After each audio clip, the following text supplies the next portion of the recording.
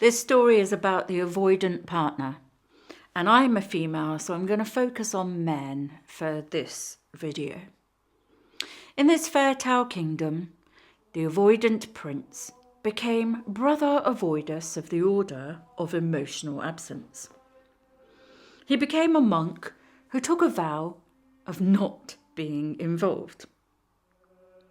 In the dusty recesses of the fairy tale kingdom, far, far from human connection, and dangerously close to a compost heap, lived a peculiar monastic figure, Brother Avoidius.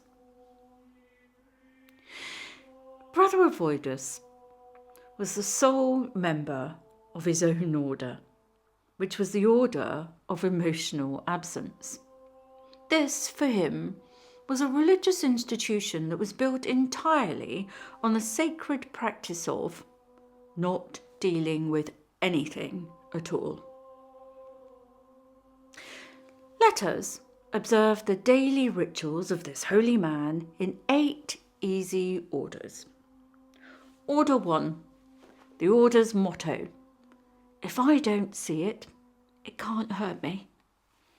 Emblazoned on the monastery walls or his shed or his garage in biro is the guiding commandment that he follows religiously: oblivio est pa, ignorance is peace. This mantra governs all of his underlying behaviour. Emotional conversations: avert gaze. Your needs: close the monastery door. Daily realities: retreat deeper into the abbey of avoidance. You crying? This too shall pass, he thinks to himself. Brother Avoidius believes that the world disappears when he pulls up and over his hood, over his face. Order 2, the daily liturgy, the sacred ritual of doing nothing. At dawn, Brother Avoidius rises in the same position that he fell asleep in, and he performs a very long, slow exhale, and then begins his ritual. Avoid, avoid, avoid, avoid, and keeps repeating. The other rites include sitting in silence, thinking of nothing, not replying, staring at a wall, feeling incredibly faint at any sight of intimacy, brewing tea while disassociating, and his most holy practice, inventing a godlike narrative that he is the ultimate, most prestigious partner. Order 3, the vow of emotional celibacy. Brother Avoidius has sworn a lifelong vow to refrain from emotional participation in this lifetime. His vows include a vow of silence when you need something, a vow of stillness when you move closer and towards him, a vow of disconnection when you're hurting, and a vow of vanishing when things get real. There's also a weird vow of politeness when he surfaces months later after vanishing. Brother Avoidius is a monk that is devoted to the god of not getting involved. Order 4, the monastery in his head. This is the saddest and kind of the funniest truth. Brother Avoidius does not live in a monastery. He carries one in his mind. It's a stone-walled cloister where he wanders barefoot and nothing gets in and nothing barely gets out. He's breathing in the incense of his own thoughts, utterly, completely, totally alone, somehow believing that this counts as the ultimate relationship. The monastery has No visitors, no openings, no windows, no conversations, definitely absolutely no emotional furniture, no cushions, but plenty of very dusty, devoted scrolls and books, and things written on them as scripts to remind him when he sees you to say, I hope you're well. Order 5. The sacred feast of nothingness. The brother does not share food, feelings, thoughts, or presents. He does, instead, offer something much more spiritual. A crumb. A grunt. A text after several moons. A minor favour. A borrowed ladder. A single stick of firewood. A biscuit. Silence.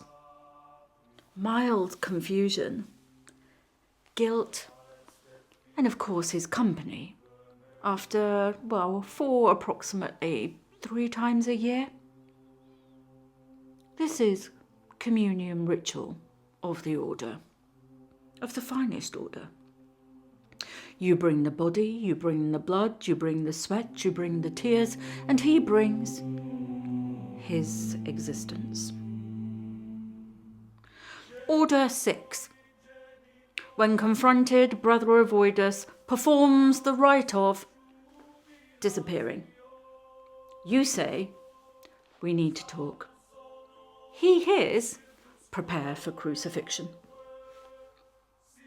He then performs the sacred vanishing. He slips out of the door or down the cloister corridor, through the internal trapdoor, into the cellar of, I can't handle this, I can't handle any of this. Or he sheepishly crawls into the emotional catacombs. You see his robes swishing once as he vacates. Then silence for about 4 to 9 weeks. Order 7. His rare appearances are treated as holy visitations. Some months later, the brother reappears at your door, hood lowered, crown slightly askew, offering something very symbolic like £400. House idea? New curtains? A tour that you didn't ask for. A really cryptic text. A loaf of bread. An awkward shuffle and how are you doing? He believes that this offering restores the covenant. And he thinks that he has returned from a spiritual pilgrimage with these offerings, when in reality, he went to Tesco. Order and the final order, Order 8. The dark comedy truth. Brother Avoidius is a monk who should never have ever left the monastery. Not because you were not worthy, but because he is built for solitude, ritual, and emotional absence. Not connection, depth, or reciprocity. You did not lose a prince. You did not lose a partner. You almost became a nun, and you know that you certainly never really did get none.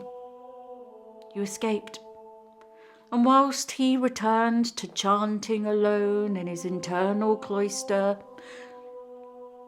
your fair kingdom is so much better for it.